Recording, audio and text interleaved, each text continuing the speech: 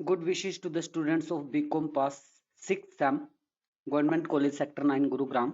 आज का हमारा टॉपिक है input service distributor ISD।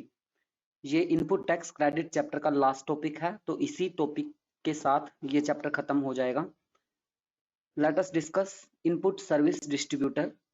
Meaning क्या है इनपुट सर्विस डिस्ट्रीब्यूटर का? Input service distributor means an office of the supplier of goods and और सर्विसेज। ये एक ऑफिस है गुड्स और सर्विसेज के सप्लायर का, which receives tax invoice towards receipt of input services. जो इनपुट सर्विसेज आप रिसीव कर रहे हैं उनकी रिसिप्ट के रिगार्डिंग जो इनवॉइस टैक्स है, टैक्स इनवॉइस है, जो उसको रिसीव कर रहा है वो कौन है? Service distributor, input service distributor ISD। ISD में और क्या पॉइंट है मेन कि it issues a prescribed document. ये एक प्रेस्क्राइब्ड डॉक्यूमेंट इश्यूज करता है for the purpose of distributing the credit of CGST, SGST, IGST paid on the paid services. जो सर्विसेज पेड हैं उनको अगर लिया गया है तो इनपुट सर्विस डिस्ट्रीब्यूटर क्या करेगा? उनको डिस्ट्रीब्यूट कर देगा अपनी अदर ब्रांचेस को, और जहां जहां भी वो कंज्यूम की गई हैं सर्विसेज, ये एक प्रेस्क्राइब डॉक्यूमेंट इशू करेगा। किस पर्पज से? डिस्ट्रीब्यूट करने के पर्पज से। क्या डिस्ट्रीब्यूट करेगा? क्रेडिट डिस्ट्रीब्यूट करेगा। किसका?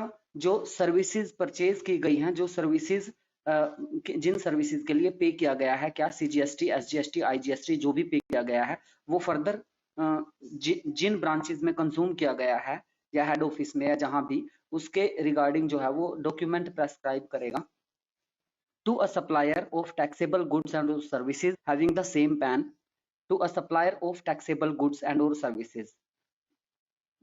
सप्लायर को जो टैक्सेबल गुड्स या सर्विसेज का सप्लायर है सेम पैन के under, as that of the office referred to above, for the purpose of distributing the credit of CGST, SGST, IGST, input service distributor shall be deemed to be a supplier of services. Input service जो distributor है उसी को ही supplier of services माना जाएगा। किस case में? जब distribute कर रहे हैं क्रेडिट किस किस का? CGST, SGST, IGST का, इन सब का जो क्रेडिट है डिस्ट्रीब्यूट कर रहा है, कौन कर रहा है? ISD। तो इस केस में ISD को service provider, supplier of services assume किया जाएगा। This definition is on lines of distribution of central VAT credit of service tax paid can not distribute the credit for inputs and capital goods. This definition is on lines of distribution of CENVAT credit of services tax paid. ये definition किसके ऊपर based है? Lines of distribution of CENVAT credit of services tax paid. जिन्होंने central VAT के credit of services tax paid के बारे में पढ़ा है, जो सेंट्रल वैट के बारे में नॉलेज रखते हैं, वो उसके रिगार्डिंग है। ये मींस जो आपने पढ़ा है सेंट्रल वैट का कि उसमें जो क्रेडिट है वो इसी तरह से डिस्ट्रीब्यूट किया जाता था। तो ये जो डिस्ट्रीब्यूशन इनपुट सर्विस डिस्ट्रीब्यूटर की जो डेफिनेशन है वो वहीं से ही ली गई है। It is pertinent to note that the credit of services alone can be distributed. जो सर्विसेज का क्रेडिट है वो ही डिस्ट्रीब्यूट किया जा सकता है। The person can not distribute the credit for inputs and capital goods. Inputs और कैपिटल गुड्स से रिलेटेड जो क्रेडिट है वो डिस्ट्रीब्यूट नहीं किया जा सकता इनपुट सर्विस डिस्ट्रीब्यूटर के द्वारा। Suppose ABC has its head office at Delhi. मान लीजिए ABC का हेड ऑफिस दिल्ली में है, which does not provide any output supply, जो कि कोई भी आउटपुट सप्लाई जो है वो प्रोवाइड नहीं करता। It can not distribute the credit of its capital goods. ये कैपिटल गुड्स का क्रेडिट जो है, जैसे कि कंप्यूटर है, IT इक्विपमेंट्स है, इन सब का क्रेडिट डिस्ट्रीब्यूट नहीं कर सकता। Purchased and installed in Delhi, Delhi में जो परचेज की गई है, इंस्टॉल की गई है, even if these goods are used for furtherance of its business, चाहे ये furtherance of business के लिए यूज की जाए बेशक, लेकिन फिर भी इनका क्रेडिट जो है वो डिस्ट्रीब्यूट नहीं किया जा सकता। तो ये कैसे किया जा सकता है? इनपुट सर्विस डिस्ट्रीब्यूटर का क्या काम रहता है कि जैसे मान लीजिए एक हेड ऑफिस है, हेड ऑफिस की काफी सारी ब्रांचेस हैं ऑल ओवर इंडिया में। ऑल ओवर इंडिया में जो उनकी ब्रांचेस है, मान लीजिए एक ऑडिटिंग कराई है अपने अकाउंट्स की, अकाउंट्स की ऑडिटिंग की जो सर्विस है सभी ब्रांचेस के लिए भी है और हेड ऑफिस के लिए भी है। उसके लिए जो फीस पे की है, मान लीजिए उसका जो उस पर जो जीएसटी लगा है वो 18% लगा है और 1 लाख की वो सर्विस है तो 18,000 जीएसटी लगा है, वो हेड ऑफिस ने पे किया है। लेकिन यहाँ पर क्या होगा कि इनपुट सर्विस डिस्ट्रीब्यूटर का रजिस्ट्रेशन अलग से अगर कराया है तो इनपुट सर्विस डिस्ट्रीब्यूटर का क्या काम रहेगा कि वो जो 18,000 टैक्स दिया है, वो 1 लाख की सर्विस ली है, वो तो सभी ब्रांचेस और हेड ऑफिस सभी के लिए ही है। तो जितना जितना जिसके पार्टीशन में है उन सब को उतना उतना क्रेडिट जो है वो डिस्ट्रीब्यूट कर देता है। इनपुट सर्विस डिस्ट्रीब्यूटर का क्या काम है कि क्रेडिट को डिस्ट्रीब्यूट करना, क्रेडिट को डिस्ट्रीब्यूट करना, ये इनपुट सर्विस डिस्ट्रीब्यूटर का काम है। तो नेक्स्ट देखिए, ISD requires registration under GST. ISD जो है, आईएसडी को जीएसटी के अंडर रजिस्ट्रेशन करवाने की रिक्वायरमेंट है। And ISD is required to obtain registration as a deemed supply of services. इसको डीम्ड सप्लाई ऑफ सर्विसेज की तरह रजिस्ट्रेशन कराना मैंडेटरी है। Threshold limit of registration is not applicable to ISD. ISD पर threshold limit applicable नहीं। The registration of ISD would not be migrated in the GST regime. जो registration है ISD का वो माइग्रेट नहीं किया जा सकता जीएसटी रिजीम के अंदर। All the existing IST will be required to obtain fresh registration under the new regime in case they want to operate as an IST। तो ये इनपुट जो क्रेडिट डिस्ट्रीब्यूट करने के लिए आईएसडी को फ्रेश रजिस्ट्रेशन की जरूरत है। आईएसडी को फ्रेश रजिस्ट्रेशन कराना मैंडेटरी है न्यू रेजिम के अंदर। ISD is required to file monthly return by 13th of following month. और आईएसडी का क्या काम है? आईएसडी का काम क्या है कि जो क्रेडिट मिला है उसको डिस्ट्रीब्यूट करना फर्दर, ठीक है। इनपुट आउटपुट, क्रेडिट को डिस्ट्रीब्यूट करना है, सिर्फ जो क्रेडिट इनपुट मिला है को आगे डिस्ट्रीब्यूट करना है इसका काम। तो और क्या काम है कि इसको क्या करना पड़ेगा, मंथली जो है वो 13th, हर एक 13th को मंथली रिटर्न फाइल करनी है।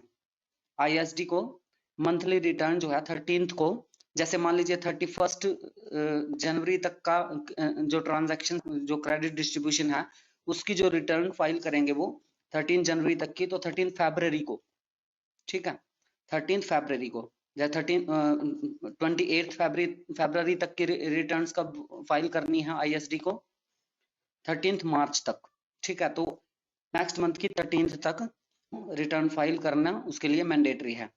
यही दो काम है इसके, क्रेडिट डिस्ट्रीब्यूट करना और दूसरा रिटर्न फाइल करना। किससे रिलेटेड? क्रेडिट डिस्ट्रीब्यूशन से रिलेटेड रिटर्न फाइल करना। और कोई रिटर्न इससे रिलेटेड फाइल नहीं की जाती। कौन से फॉर्म में की जाती है वो आगे पढ़ेंगे हम। नेक्स्ट देखिए, इसी conditions for distribution of credit, क्या कंडीशंस हैं इसके डिस्ट्रीब्यूशन की, ये देखिए नेक्स्ट टॉपिक है इसमें, इसी पेज पर नीचे, conditions for registration of credit. Credit can be distributed to the enterprise of credit against document contains such details as may be prescribed। Credit किस तरह से डिस्ट्रीब्यूट किया जा सकता है? रिसिपिएंट्स ऑफ क्रेडिट से को जो डिस्ट्रीब्यूट किया जाना है वो किस तरह से किया जाना है? एक डॉक्यूमेंट्स के अगेंस्ट, जिस डॉक्यूमेंट में वो डिटेल्स प्रेस्क्राइब्ड हैं। दूसरा, amount of credit distributed shall not exceed the amount of credit available. मान लीजिए 10,000 का क्रेडिट इनपुट है तो उसको उससे 10,000 से ज्यादा उसको डिस्ट्रीब्यूट नहीं किया जा सकता। इनपुट सर्विस प्रोवाइडर क्या कर सकता है? 10,000 से रिलेटेड ही क्रेडिट डिस्ट्रीब्यूशन करेगा। मान लीजिए 50,000 है तो 50,000 55,000 नहीं कर सकता, 51,000 कर सकता। तो क्रेडिट डिस्ट्रीब्यूटेड लिमिट जो है वो एक्सीड नहीं करनी चाहिए। जो क्रेडिट अवेलेबल है उसी को ही वो डिस्ट्रीब्यूट कर सकता है इनपुट सर्विस प्रोवाइडर। नेक्स्ट है manner of distribution of credit. इस क्रेडिट की डिस्ट्रीब्यूशन का क्या मैनर है, किस तरह से किया जा सकता है? इस टेबल में देखिए, टेबल है आपके सामने, पीडीएफ फाइल जो मैंने ओपन कर रखी है बुक की, बुक में से ये स्कैन्ड पीडीएफ है जो प्रेस्क्राइब्ड बुक है। First, credit of tax paid on input services attributable to a recipient of credit. Credit of tax paid on input services, input services पर जो टैक्स पे किया गया है उनका क्रेडिट जो है वो एट्रीब्यूटेबल है recipient of credit, it shall be distributed only to that recipient, वो उसी रिसिपिएंट को ही डिस्ट्रीब्यूट किया जाएगा इसका credit. For example, finance charges related to MP unit can not be distributed to UP unit. भाई एमपी यूनिट को जो फाइनेंस चार्जेस रिलेटेड हैं, जो फाइनेंस चार्जेस एमपी से रिलेटेड हैं, मध्य प्रदेश से रिलेटेड हैं, वो यूपी में जो आपकी यूनिट है उसको कैसे डिस्ट्रीब्यूट करोगे? उसको नहीं कर सकते आप। किसको किससे जिससे रिलेटेड हैं वो उसी को ही डिस्ट्रीब्यूट कर सकते हैं आप। दूसरा है credit of tax paid on input services attributable to more than one recipient of credit. Credit of tax paid on input services, जो आपने इनपुट सर्विसेज ली हैं उन पर जो क्रेडिट मिलेगा आपको, जो आपने टैक्स पे किया है उस पर जो क्रेडिट है वो जितने भी रिसिपिएंट हैं उसके, मान लीजिए हेड ऑफिस समेत 10 और ब्रांचेस हैं, सभी को ही उन सर्विसेज की इनपुट मिली है, तो उस पर जो टैक्स पे किया गया, अभी मैंने एग्जांपल लिया था कि ऑडिटिंग करवाई है, बुक्स ऑफ अकाउंट्स की ऑडिटिंग करवाई है, उसकी फीस है 1 लाख और 18,000 जो है उस पर टैक्स लगा है। वो इनपुट सर्विस जो है वो आपने आउट ऑफ द स्टेट से ली है, जिस चार्टर्ड अकाउंटेंट से ली है। मान लीजिए आपका बिजनेस जो है वो दिल्ली में है, हेड ऑफिस दिल्ली में है, मान लीजिए आपका हेड ऑफिस जो है वो दिल्ली में है और ऑल ओवर इंडिया की हर एक स्टेट में आपकी एक ब्रांच है, ठीक है, हर स्टेट में और हर यूटी में आपकी एक ब्रांच है। तो अपने जो है वो इनपुट सर्विस जो टैक्स बुक्स ऑफ अकाउंट्स का ऑडिटिंग कराई है वो किसी और स्टेट से कराई है। मान लीजिए बॉम्बे से कोई, मुंबई से कोई चार्टर्ड अकाउंटेंट आया आपकी बुक्स ऑफ अकाउंट्स को ऑडिट करने, उसने 1 लाख रुपए फीस ली है, तो वो उस फीस पर क्या लगाएगा? आईजीएसटी लगाएगा, क्योंकि अदर स्टेट का है वो आपको आईजीएसटी काट के देगा, ठीक है। ऑफिस के नाम से नहीं काटेगा, ब्रांचेस के नाम से नहीं काटेगा, वो किसको करेगा? जो आपने इनपुट सर्विस डिस्ट्रीब्यूटर का रजिस्ट्रेशन कराया है, जिसका काम ही इनपुट सर्विस को इनपुट इसको क्रेडिट को डिस्ट्रीब्यूट करना है, उसके नाम वो बिल काटेगा। तो अब जितने जिसकी टर्नओवर है, ब्रांचेस की, हेड ऑफिस की, जितनी जिसकी टर्नओवर है, उसके हिसाब से उन सर्विसेज को डिस्ट्रीब्यूट कर दिया जाएगा कि इसके हिस्से में इतनी सर्विस आई, इसके हिस्से में इतनी सर्विस आई, तो उनको इतना क्रेडिट डिस्ट्रीब्यूट कर दिया जाएगा, उतना क्रेडिट उनको डिस्ट्रीब्यूट कर दिया जाएगा। It shall be distributed amongst such recipient to whom the input service is attributable and such distribution shall be pro rata on the basis of the turnover in a state of such recipient। उस recipient की state में जो उसकी turnover है, तो उसके basis पर, pro rata basis पर वो डिस्ट्रीब्यूशन किया जाएगा। अभी मैंने जैसे आपको बताया। सी पॉइंट में देखिए, इसमें credit of tax paid on input services attributable to all recipient of credit, it shall be distributed to all recipients, ये सभी रिसिपिएंट्स को डिस्ट्रीब्यूट किया जाएगा, and which all operations in the current year during the said relevant period on pro rata basis. Next इसका ही subtopic देखिए, procedure क्या है, डिस्ट्रीब्यूशन ऑफ क्रेडिट का प्रोसीजर क्या है। जो इनपुट सर्विस डिस्ट्रीब्यूटर है वो किस प्रोसीजर से, कैसे, किस विधि से इस क्रेडिट को डिस्ट्रीब्यूट करेगा, वो क्या प्रोसेस है। तो देखिए, an input service distributor shall distribute input tax credit in the manner and subject to the conditions specified. एक input service distributor input tax credit को कैसे डिस्ट्रीब्यूट करेगा, किस मैनर में डिस्ट्रीब्यूट करेगा और किन कंडीशंस, जो कंडीशन स्पेसिफाइड है उन कंडीशंस में किस तरह से ट्रीट करेगा। इनमें फर्स्ट देखिए क्या कंडीशंस हैं, क्या प्रोविजंस हैं इससे related. First, the ITC available for distribution in a month, एक मंथ में जो आईटीसी अवेलेबल है डिस्ट्रीब्यूशन के लिए, शैल be distributed in the same month, उसी मंथ, एक मंथ में जितनी डिस्ट्रीब्यूशन अवेलेबल है उसी मंथ में ही वो डिस्ट्रीब्यूट की जानी चाहिए, and the details thereof shall be furnished, उसकी डिटेल्स जो है वो फर्निश की जानी चाहिए। ये नहीं है कि एक मंथ की जो क्रेडिट है वो दूसरे मंथ में आप डिस्ट्रीब्यूट कर रहे हैं। इनपुट सर्विस प्रोवाइडर का क्या, डिस्ट्रीब्यूटर का क्या काम है कि उस मंथ में अवेलेबल जितने भी क्रेडिट्स हैं उन सब को वो क्या करेगा, डिस्ट्रीब्यूट करेगा उन सभी ब्रांचेस या हेड ऑफिस को कि उनकी टर्नओवर के बेसिस पर। सेकेंड है the input tax shall be distributed as under. Input tax जो है वो कैसे डिस्ट्रीब्यूट किया जाएगा, उसका प्रोसीजर क्या है। It is to be distributed to, किसको डिस्ट्रीब्यूट किया जाएगा, कैसे डिस्ट्रीब्यूट किया जाएगा, किन को डिस्ट्रीब्यूट किया जाएगा, all the eligible recipient whether registered or not. सभी एलिजिबल रिसिपिएंट जो हैं, चाहे वो रजिस्टर्ड हैं और चाहे वो नहीं है। आप मान लीजिए आपकी एक ब्रांच जो है वो हरियाणा में है और वो रजिस्टर्ड नहीं है, तब भी उसको आप, वो एलिजिबिलिटी है उस क्रेडिट का। All the recipient to whom input tax credit is attributable, जो जिन जिन भी रिसिपिएंट्स को वो इनपुट टैक्स क्रेडिट जो है एट्रीब्यूटेबल है, उन सभी को आप डिस्ट्रीब्यूट करेंगे as an input service distributor. All the eligible recipient who are engaged in marketing exempt supply or are otherwise, और क्या इंक्लूड है, all the eligible recipients not registered for any reason, किसी भी रीजन से, किसी reason से वो registered नहीं है, ऐसे एलिजिबल रिसिपिएंट्स को भी ये डिस्ट्रीब्यूटेबल है। एलिजिबल रिसिपिएंट आल्सो इंक्लूड्स दो रिसिपिएंट्स, जो एलिजिबल रिसिपिएंट्स हैं वो उन रिसिपिएंट्स को भी इंक्लूड करते हैं who can not utilize the credit due to whatsoever reason, जो इस क्रेडिट को यूटिलाइज नहीं कर सकते। ऐसा नहीं है आप इसमें ओवर स्मार्टनेस दिखा सकते हैं कि उसी ब्रांच को आप क्रेडिट डिस्ट्रीब्यूट कर दें जो इसको यूटिलाइज कर सकती है, और जो इसको यूटिलाइज नहीं कर सकती उसको आप डिस्ट्रीब्यूट ही ना करें। ये बायसनेस आप नहीं कर सकते, आप सभी डिस्ट्रीब्यूट करेंगे एलिजिबल रिसिपिएंट्स को, चाहे वो उसको यूटिलाइज कर पाए और चाहे वो उसको यूटिलाइज नहीं कर पाए। आप हेड ऑफिस समेत सभी ब्रांचेस जिसकी जितनी जितनी सर्विस जिन्होंने जिस सर्विस का जितना फायदा जिसको मिला है उसके अकॉर्डिंग, मींस टर्नओवर के अकॉर्डिंग उनको डिस्ट्रीब्यूट कर देंगे आप वो credit. The amount to be distributed to one of such recipient shall be the amount C first to be calculated by applying the following formula.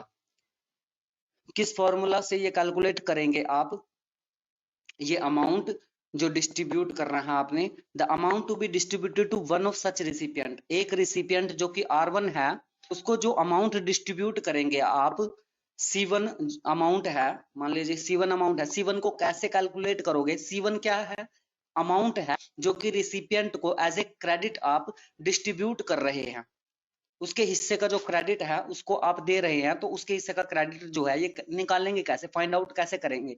C1 का formula है, इस amount का फॉर्मूला है, जो क्रेडिट आप निकालेंगे, जो उसको डिस्ट्रीब्यूट किया जाना है क्रेडिट, वो कैसे निकालेंगे, T1 को कैपिटल T से डिवाइड करेंगे पहले, जो रिजल्टेंट आएगा उसको C से मल्टीप्लाई करेंगे। फॉर्मूला लिखा हुआ है सामने देखिए, फॉर्मूला है C1 is equal to in bracket T1 divided by T capital T multiplied by C। C क्या है यहाँ पर, जो क्रेडिट डिस्ट्रीब्यूट किया जा रहा है, टोटल क्रेडिट है पूरा। T1 क्या है, टर्नओवर है R1 की, R1 को डिस्ट्रीब्यूट कर रहे हो, जितना R1 को जितना डिस्ट्रीब्यूट करना है क्रेडिट वो आप निकाल रहे हो, तो R1 की ही टर्नओवर को यूज करोगे। R1 की टर्नओवर को क्या करोगे, T1 से टर्नओवर को, T क्या है, capital T aggregate of the turnover of all recipient during the relevant period. सभी रिसिपिएंट्स एक पर्टिकुलर पीरियड में जो सभी रिसिपिएंट्स हैं उनकी टर्नओवर का एग्रीगेट जो है, एग्रीगेट टर्नओवर, उसको किससे डिवाइड करोगे, उस रिसिपिएंट की, जिस रिसिपिएंट की आप क्रेडिट निकाल रहे हैं उस रिसिपिएंट की टर्नओवर से डिवाइड कर दोगे T1 से। कैपिटल T जो है वो एग्रीगेट टर्नओवर है सभी रिसिपिएंट्स की, सभी रिसिपिएंट्स की। मान लीजिए एक ऑफिस है दिल्ली में और 10 ब्रांचेस हैं आपकी ऑल ओवर इंडिया में, तो उन सभी की टर्नओवर्स का टोटल, उन सभी की टर्नओवर्स का टोटल आप ऊपर रखेंगे और डिवाइड में रखेंगे, जिसका आप मान लीजिए हरियाणा में जो है रिसिपिएंट उस का निकाल रहे हैं तो उसको आप नीचे रखेंगे, उससे डिवाइड करेंगे एग्रीगेट टर्नओवर को, उस टर्नओवर से डिवाइड करेंगे जिसका आप निकालें, फिर C से मल्टीप्लाई कर देंगे, C से मल्टीप्लाई कर देंगे। C क्या है, जितनी टोटल अमाउंट क्रेडिट आपने करनी है सभी रिसिपिएंट्स को, तो क्या निकल जाएगा आपका कि C1 को सॉरी R कितनी अमाउंट जो है आपको क्रेडिट करनी है ये आपकी फाइंड आउट हो जाएगी। इस फार्मूला की हेल्प से ये कैलकुलेट कर सकते हैं। फोर्थ पॉइंट है इसमें, the input service distributor shall issued an ISD invoice. Input service distributor क्या करेगा, एक एसडी इनवॉइस इशू करेगा जिसमें क्लियरली इंडिकेट करेगा वो कि जो है ये इनवॉइस जो है वो किस केस में इशू की गई है, इनपुट टैक्स क्रेडिट को डिस्ट्रीब्यूट करने के। क्योंकि 18,000 अभी मैंने 1 लाख रुपए का जो एग्जाम था ऑडिटिंग फीस का, 1 लाख रुपए पर 18% जो है वो आईजीएसटी पे किया गया है। तो उस 1 लाख 18,000 को सिर्फ 18,000 जो जीएसटी पे किया गया है, आईजीएसटी पे किया गया है, उस 18,000 की क्रेडिट जो है वो अकेला हेड ऑफिस नहीं लेगा, उसका क्रेडिट जो है सभी ब्रांचेस को उसका बेनिफिट मिले। तो सभी ब्रांचेस और हेड ऑफिस सभी को की टर्नओवर के हिसाब से उनको उसका क्रेडिट जो है वो अवेलेबल होगा। मैनर्स क्या है डिस्ट्रीब्यूशन के आईएसडी के? What are the manner of distribution of ISD under GST on an intra-state transaction? CGST and SGST or UTGST will be applicable. GST के अंदर इंट्रा-स्टेट ट्रांजैक्शन CGST और SGST या फिर UTGST ये एप्लीकेबल है। IGST will be applicable in case of interstate transactions. IGST जो है वो इंटरस्टेट ट्रांजैक्शंस पर एप्लीकेबल है और इंपोर्ट्स पर। The following are the scenarios of distribution of credit by an ISD. Input service distributor कैसे करेगा डिस्ट्रीब्यूशन क्रेडिट का? वो देखिए, ISD and the recipient of credit are located in the same state. जो input service distributor है वो और recipient of credit जो है वो अगर सेम स्टेट में है तो क्या होगा? एक तो ये केस है। दूसरा, अगर आईएसडी और रिसिपिएंट ऑफ क्रेडिट मान लीजिए बॉम्बे की ब्रांच है आपकी और आईएसडी है आपका दिल्ली में, वो डिफरेंट स्टेट्स में है। तो एक ब्रांच आपकी दिल्ली में ही है, हेड ऑफ आईएसडी भी दिल्ली में है, दिल्ली में, और एक ब्रांच दिल्ली में ही है। तो वो क्या है? विद इन द स्टेट है। तो वो क्या है? Intra state, located in with in the state. The unit to which the input tax credit is distributed is referred to as the recipient of credit. The unit to which the input tax credit is distributed is referred to the recipient of credit. जिस unit को आप input tax credit distribute कर रहे हैं, जिस unit को, अब हरियाणा के यूनिट को इनपुट टैक्स क्रेडिट आप डिस्ट्रीब्यूट करें तो वो क्या है? रिसिपिएंट ऑफ क्रेडिट है। बॉम्बे में आपकी एक ब्रांच है, उसको आप इनपुट टैक्स क्रेडिट डिस्ट्रीब्यूट कर रहे हैं तो वो भी रिसिपिएंट ऑफ क्रेडिट है। तो ये सब रिसिपिएंट ऑफ क्रेडिट्स हैं जिन को क्रेडिट जो डिस्ट्रीब्यूट होना है। तो अब देखिए, अब जैसे मैंने अभी एक एग्जांपल लिया था कि ऑडिटिंग फीस 1 लाख रुपए पर 18% आईजीएसटी पे किया है आपने, 18,000 रुपए टैक्स उसको इनवॉइस पर लिखा हुआ है, 18% आईजीएसटी पे किया है। तो आपकी जो ब्रांच, आप तो दिल्ली में, आईएसडी जो है वो दिल्ली में है, दिल्ली में सिचुएटेड है। अगर दिल्ली की ब्रांच को ही उसने वो डिस्ट्रीब्यूट करना है, मान लीजिए उसमें से 18,000 में से टर्नओवर के हिसाब से जो कैलकुलेशन आई है, दिल्ली की ही एक ब्रांच को डिस्ट्रीब्यूट करना है क्रेडिट, मान लीजिए वो 5,000 है, तो वो 5,000 जो है वो आईजीएसटी, अगर आईजीएसटी क्रेडिट किया गया है तो आईजीएसटी एज एन आईजीएसटी ही उसको डिस्ट्रीब्यूट कर देगा आगे। ठीक है। अगर सीजीएसटी इनपुट टैक्स क्रेडिट जो है वो सीजीएसटी है तो सीजीएसटी में ही रिसिपिएंट ऑफ क्रेडिट को डिस्ट्रीब्यूट कर देगा। एसजीएसटी में है तो एसजीएसटी में ही, यूटीजीएसटी में है तो यूटीजी में ही। अगर अदर स्टेट में कर रहा है तो आईजीएसटी एज ए आईजीएसटी वो उसको डिस्ट्रीब्यूट कर देगा। अदर स्टेट में, विद इन द स्टेट है तो सीजीएसटी और एसजीएसटी, जैसे कि रूल एप्लीकेबल है जीएसटी एक्ट के अकॉर्डिंग। देखिए एग्जांपल से और क्लियर हो जाएगा आपको। Home appliance limited is located in Bengaluru Karnataka. Home appliance limited जो है वो बेंगलुरु कर्नाटका में लोकेटेड है। उनकी एक यूनिट जो है मैसूरू में है और एक चेन्नई में है और तीसरी मुंबई में है। उनका हेड ऑफिस कहां पर है? बेंगलुरु में। उनकी एक यूनिट मैसूरू में है, दूसरी यूनिट चेन्नई में और तीसरी यूनिट मुंबई में है। The unit in Bengaluru is the head office. Bengaluru में जो यूनिट है वो हेड ऑफिस है and registered as an ISD. उसको इनपुट सर्विस डिस्ट्रीब्यूटर के अकॉर्डिंग रजिस्टर किया गया है। They do bulk procurement of common services which are used by other units too. वो क्या करते हैं? जो कॉमन सर्विसेज सभी ब्रांचेस के लिए परचेज की जाती है उनका जो क्रेडिट है वो डिस्ट्रीब्यूट करने का काम है आईएसडी का। जैसे home appliances limited head office जो है एक इनवॉइस रिसीव करता है 1 लाख रुपए का, जिस पर कि जीएसटी लगा है 18,000 रुपए, जिसमें कि सीजीएसटी है 9,000 प्लस एसजीएसटी है 9,000।